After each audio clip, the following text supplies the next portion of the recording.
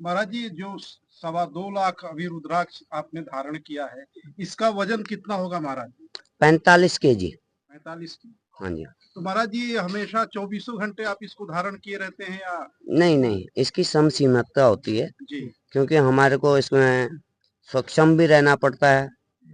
और 12 घंटे की है, सुबह 5 से लेके शाम को 5 बजे तक रहता है। 12 घंटे की डेली की है, अखंड है, और 12 साल की तपस्या। महाराज ये जो आप जॉकेट पहने हैं भी रुद्राक्ष माला का ही जॉकेट ये है? हाँ, ये रुद्राक्ष माला की है, वो गिनती में नहीं है, ये अच्छा। अनगिनती में है। आसन भी क्या है, आसन भी बनाया था हमने। फिर हमने आसन को इसलिए धारण नहीं किया क्योंकि सूक्ष्म शरीर का कहने का मतलब है, इस शरीर से नाभि से ऊपर रुद्राक्ष, क्योंकि ये शुद्ध होता है, शिव जी का 11वां रुद्र है, इसको ऊपर रखना पड़ता है। गंध में ये चीजें नहीं होनी चाहिए। अच्छा महाराज जी, किस चीज से आप प्रेरित होकर 1.25 लाख आपने धारण किया? देखो, ये हठ योग में आता है, अच्छा। इसमें प्रेरित और वो नहीं है, हम साधु बने हैं हिंदू सनातन धर्म के लिए।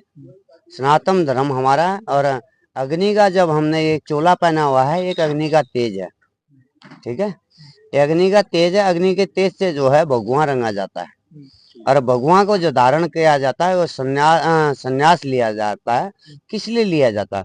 संन्यास इसलिए लिया जाता है कि हमारा एक सनातन धर्म के लिए, एक अपना संन्यास के लिए, एक सृष्टि के लिए, और एक जो है अपना जो हमारा हिंदू तत्व है और हमारा जो कर्म है, सनातन धर्म की जो जड़ है हम लोग जो है, इसलिए हम, ये हमारा कर्तव्य है तपस्या, और ये हठ योग में आता है, इसलिए साधु बने हैं तो तपस्या करना हमारा कर्तव्य।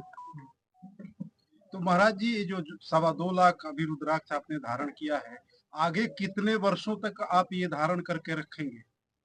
देखो, 6 साल तो मेरे एक्चुअली हो ही चुके हैं जी।